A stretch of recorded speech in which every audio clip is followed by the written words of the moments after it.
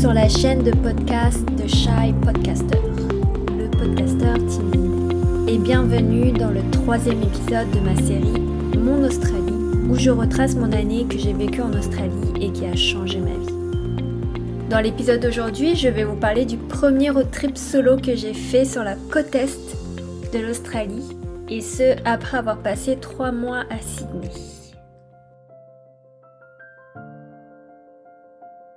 Ce que je vous disais dans l'épisode 2, c'est que j'étais arrivée à Sydney.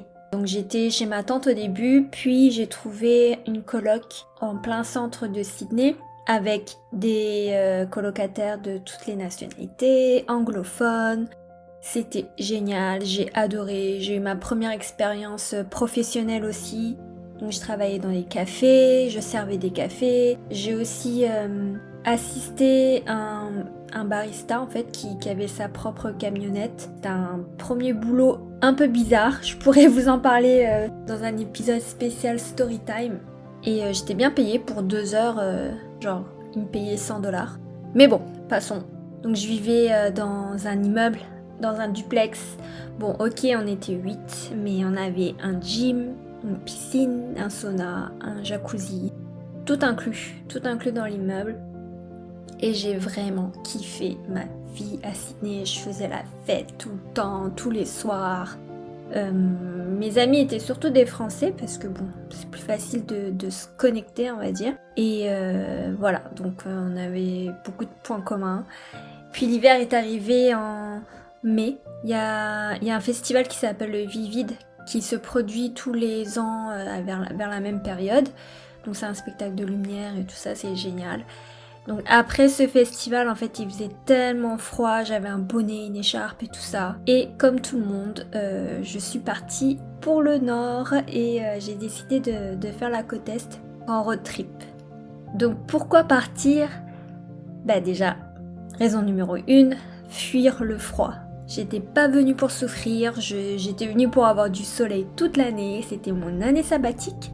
Et donc voilà, je me suis dit, ok, c'est l'occasion de partir, d'explorer l'Australie. J'étais pas forcément attachée, je pouvais quitter mon boulot du jour au lendemain, pratiquement. Je pouvais quitter ma coloc avec 2 semaines de préavis. Donc je suis allée voir une agence de voyage qui s'appelle Peter Pan, qui est assez renommée auprès des backpackers, comme on les appelle, donc ceux qui voyagent en sac à dos.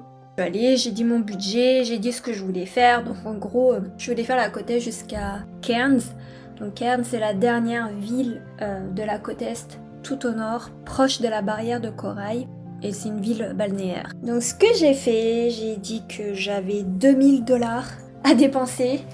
Donc ça faisait partie de mes économies pour explorer la côte est. Donc j'ai logé pour la première fois en hostel, mais en mode voyage. J'avais déjà fait des auberges de jeunesse, mais avec des amis en Europe. Mais là c'était vraiment la première fois en solo, dans des dortoirs de 10 parfois, même plus. Mais bon.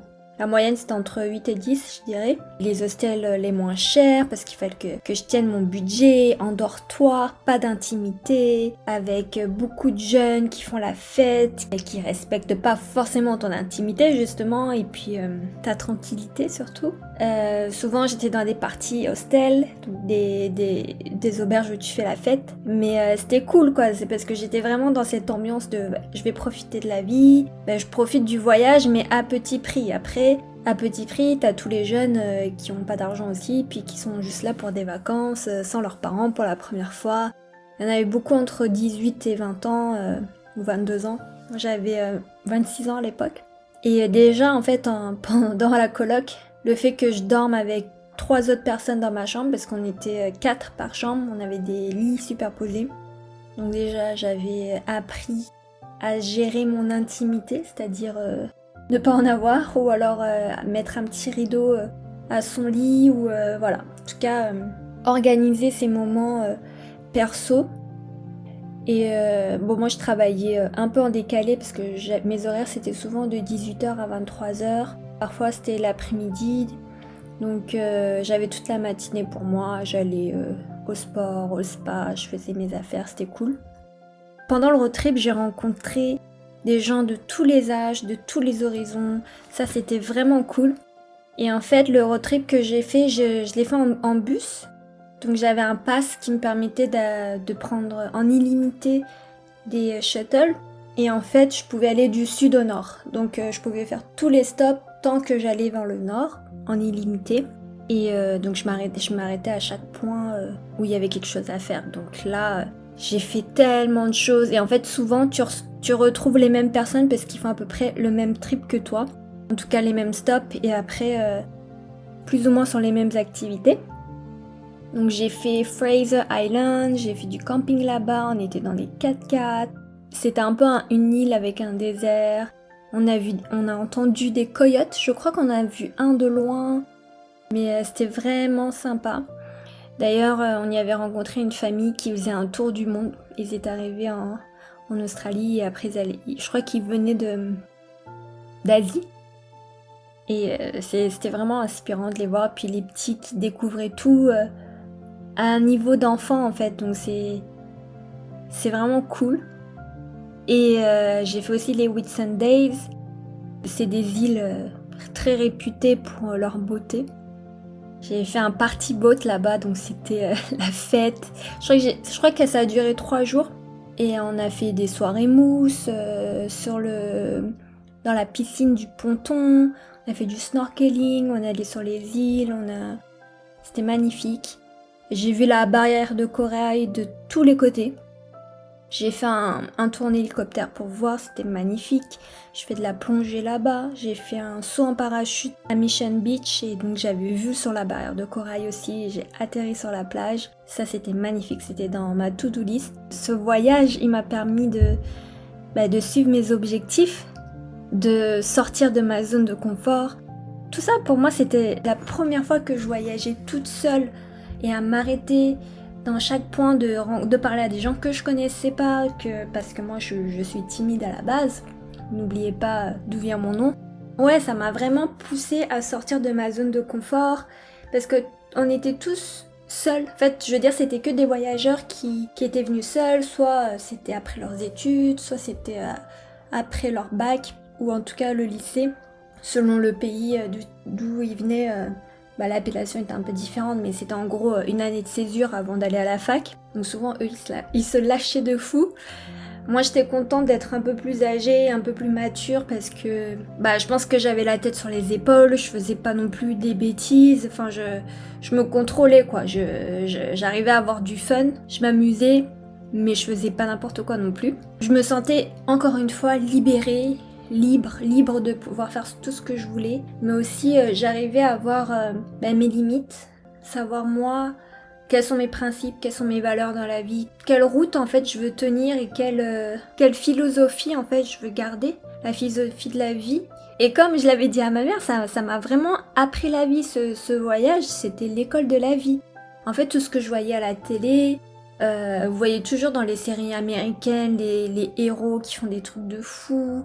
On se demande où sont leurs parents, il leur arrive toujours n'importe quoi, mais c'est parce que ils expérimentent la vie et puis ils sont libres en fait de le faire et c'est comme ça qu'ils apprennent. Après, je dis pas qu'on est tous obligés de faire les mêmes erreurs pour apprendre la leçon.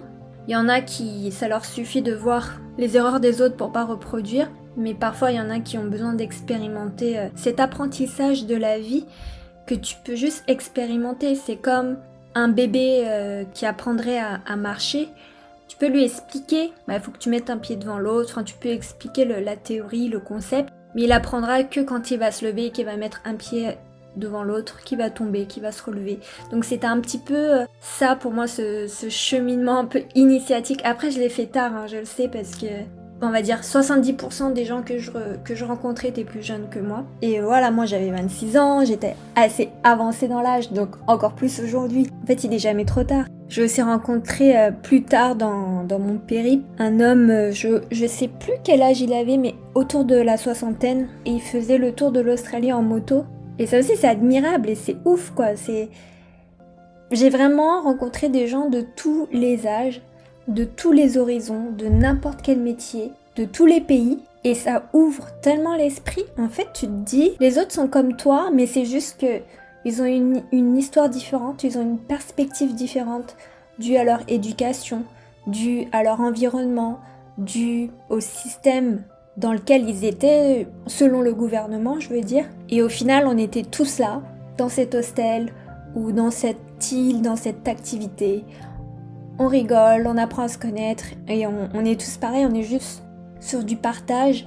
Et ça, c'était quelque chose que j'avais jamais connu en fait, parce que je pense que j'avais peur, ou alors je connaissais pas. Donc voilà, c'est quelque chose que j'ai pu ajouter dans ma liste de choses que j'ai apprises sur les autres, sur moi. J'ai appris que je pouvais parler à n'importe qui, j'ai appris que je pouvais m'intéresser aux autres, que les autres pouvaient s'intéresser à moi, et qu'on pouvait avoir un échange, et qu'on pouvait même trouver des amis en voyage, des amis plus jeunes que soi, des amis plus vieux que soi, des gens que dans le système normal, on n'aurait même pas envisagé d'aller voir pour discuter en se disant ah ben non il est trop jeune, voilà, il est immature, voilà, je vais pas lui parler, des a priori en fait.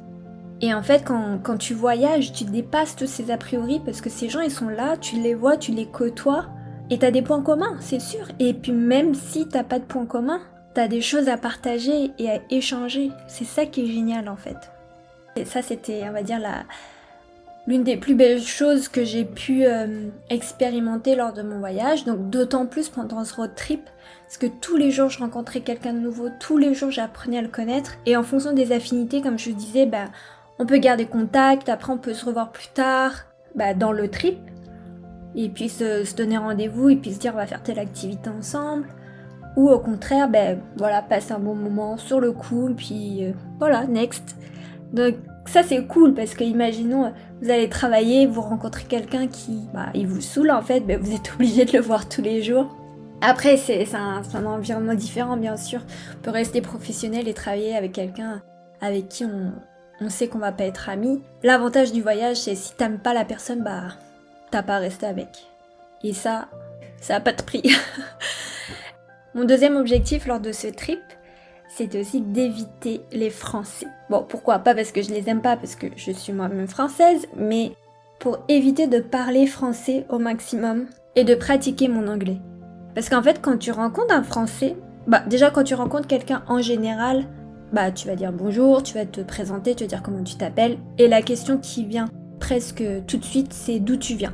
Qu'on est tellement à voyager de pays différents, c'est la première question qui va briser la glace. Et quand deux Français se reconnaissent, parce que souvent on va se parler en anglais au début, dès qu'ils voient que c'est un Français, on va switcher en français, ce qui est normal, parce que c'est la langue qu'on maîtrise le mieux, puis dans laquelle on peut communiquer le plus précisément possible.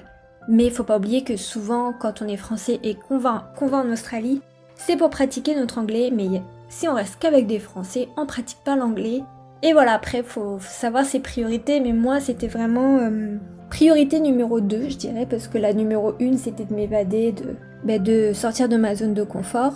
Et ce que j'ai décidé pendant ce trip qui allait durer un peu plus d'1 mois, c'était d'éviter tous les Français que j'allais croiser. Et en fait, c'était un peu plus facile pour moi parce que je n'ai pas l'air française. Donc quand on me voit, on peut hésiter. Et en fait, moi, quand je reconnaissais des Français, parce que je les entendais parler, je les évitais, donc j'essayais de pas leur parler. Ça pouvait paraître un peu malpoli ou voilà, mais c'était pour la bonne cause. Et puis en plus, souvent, ils étaient tous entre eux. En fait, les Français, ils pouvaient avoir 4 Français dans le groupe, et en fait, ils restaient ensemble et puis parlaient français tout le temps. Et moi, honnêtement, ça m'intéressait pas. Après, c'est arrivé qu'on se parle et puis que je dise que je suis française, mais après, je restais pas avec eux. Pour moi, c'était vraiment mais pas mon intérêt, parce que j'étais restée 3 mois à Sydney. J'avais rencontré beaucoup de Français qui sont devenus mes amis, qui sont restés mes amis. Donc je voulais pas avoir encore plus de connaissances françaises et d'amis français. J'en avais pas besoin, entre guillemets. Et comme souvent ils n'arrivaient pas à voir physiquement sur mon visage que j'étais française, ils me parlaient toujours en anglais au début. Et moi je jouais un peu la fille timide ou distante et je disais juste bonjour et puis je partais. Et puis voilà, mais bon, c'est pas grave, après ils étaient entre eux, donc forcément ils continuaient. Ça m'est déjà arrivé de rencontrer des Français ou des Françaises, je crois que plus des filles, qui étaient genre en duo ou dans un groupe avec des anglophones. Et en fait, même si on savait qu'on était françaises toutes les deux, on continuait à parler anglais dans le groupe pour le pratiquer en fait. Donc ça c'était sympa et après bon si on se retrouvait vraiment que toutes les deux, on parlait en français forcément. Grâce à ça j'ai vraiment progressé en anglais. Je suis restée plus de 3 mois en road trip après en Australie en général où j'ai gardé cette résolution de ne pas parler au français. Quand je suis revenue à Sydney après, mes amis français ont vraiment vu la différence. Et même moi, je me sentais plus confiante quand je parlais anglais. Et je l'avais beaucoup pratiqué tout simplement parce qu'en fait, tout ce que je disais, les sujets de discussion, j'étais obligée de chercher mon vocabulaire, je cherchais mes mots en anglais. Et je parlais de tout, on parlait de la vie, de ce que je faisais en France, comment je voyais mon futur, quelles étaient mes aspirations. Et aussi de ma vie quotidienne, qu'est-ce que j'avais fait au travail. Enfin, c'est comme ça qu'on cherche le vocabulaire et qu'on l'utilise en fait. J'ai vraiment voulu travailler sur mon anglais et je suis contente parce que ça a payé, je me suis vraiment améliorée. Je voulais pas choisir la facilité puis rester avec des Français. Parce que en soi c'est une facilité, tu partages plus facilement des moments parce que tu communiques plus facilement. Mais c'est pas le but en fait. Enfin, moi, vraiment, pendant cette année, mon but, c'était de tenir mes objectifs parce que... en fait, j'en avais finalement. Parce que je me suis toujours dit que j'étais partie en Australie sans rien attendre. Ce qui est un petit peu vrai dans le sens où j'avais pas d'attente particulière, mais j'avais des objectifs. Donc, mon premier objectif, comme je vous l'ai dit, c'était de sortir de ma zone de confort. Déjà, rien que de passer le pas, d'être montée dans l'avion, je l'avais fait. C'était check cet objectif. Et deuxièmement, c'était parler anglais. Et je savais que de toute façon, arriver dans un pays anglophone, j'allais parler anglais. Donc on va dire, le premier jour arrivé sur le territoire, c'était presque check. Donc en soi, j'attendais rien d'autre de plus. Je savais que ces deux objectifs allaient être d'une façon ou d'une autre. Mais je voulais parler anglais tous les jours, au travail, dans n'importe quel sujet. Et apprendre en fait, mais apprendre sur le tas, je veux dire, je sais comment apprendre de façon scolaire, comme on nous l'apprend à l'école. Je connais les règles de grammaire, je connais le vocabulaire basique, mais j'avais besoin de pratiquer l'anglais de tous les jours, le slang, comme on appelle ça, donc le jargon. Et voilà quoi, donc je suis vraiment contente parce que même pour ça, je suis sortie de ma zone de confort, ne serait-ce que pour me forcer à parler en anglais, à apprendre l'anglais. Donc voilà, ça c'est un peu tout ce qui est ressorti en termes d'apprentissage personnel de mon trip sur la côte Est. Je sais que j'ai pas décrit en détail ce que j'ai fait. Je l'ai beaucoup fait à l'époque, donc il y a 5 ans, sur mon Facebook, sur mon Instagram, mettre des photos. Aujourd'hui, je suis sûre qu'il y en a tellement d'autres nouveaux PVTistes qui ont des nouvelles photos, qui ont des nouvelles expériences à partager un peu plus à jour. Mais voilà, mon but c'était vraiment de vous raconter moi ce que j'ai vécu, ce que ça m'a apporté en termes de développement personnel en fait, et ce qui m'a amené jusqu'à aujourd'hui de créer une chaîne de podcast, de vous raconter ma vie. Plus tard j'espère pouvoir vous parler et vous partager d'autres de mes projets. Mais je voulais vraiment commencer par vous raconter ce voyage qui a changé ma vie, ce voyage en Australie. Et vous conter ma croissance personnelle petit à petit.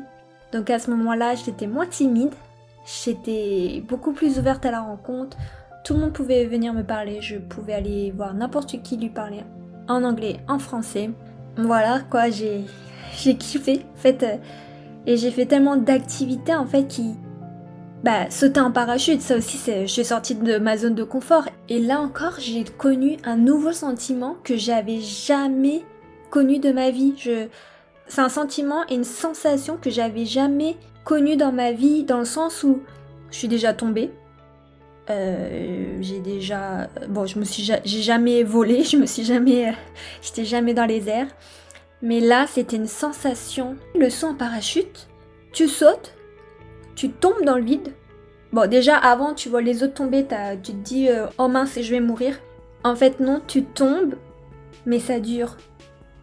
Je sais plus exactement combien de secondes ça dure, je pense qu'on peut retrouver ça sur Google. C'est tellement court, mais c'est tellement intense, et après en fait, tu voles quand le parachute s'ouvre et t'es entre tomber et flotter. Et cette sensation, je l'avais jamais ressentie de toute ma vie. C'est ça en fait quand je vous dis, plus on vieillit, plus on grandit, moins on a de premières fois en fait. Parce que là, je vais refaire un saut en parachute, c'est sûr la sensation sera tout aussi extraordinaire. Mais je l'aurais déjà vécu, je veux dire mon cerveau aura déjà fait une empreinte de cette sensation. Et c'est ça que je trouve génial en fait dans la vie en général. Et après je dis pas que le but de toute notre vie c'est d'avoir toujours des nouvelles sensations, parce qu'à un moment donné, peut-être qu'on va être à court. À ce moment-là, j'étais encore émerveillée par le fait que j'avais pas tout vécu. Forcément, bon, j'avais que 26 ans. Mais j'avais pas tout vécu et il me restait encore tellement à vivre. Et aujourd'hui, j'ai 33 ans. Et je sais qu'il me reste encore tellement de premières fois à vivre. Et ça, je suis vraiment impatiente que ça se produise. Donc voilà, j'ai un petit peu dérivé du sujet vers la fin, mais je vous dis, quand je parle de l'Australie, ça me tient tellement au cœur. Ça me génère tellement de sentiments positifs. Et ça me motive en fait, je me dis, c'est là où je me suis vraiment réveillée, où je me suis dit, mais en fait je peux tout faire dans la vie. C'est juste qu'il faut que je m'organise, que je planifie, que je sois d'accord avec moi-même, de me dire, ok, c'est ça que je veux, et c'est là que je vais aller. Et pour moi, c'est quand même le plus dur dans la vie. Et puis, parfois, on n'a même pas le temps, ou on ne prend même pas le temps de se poser la question.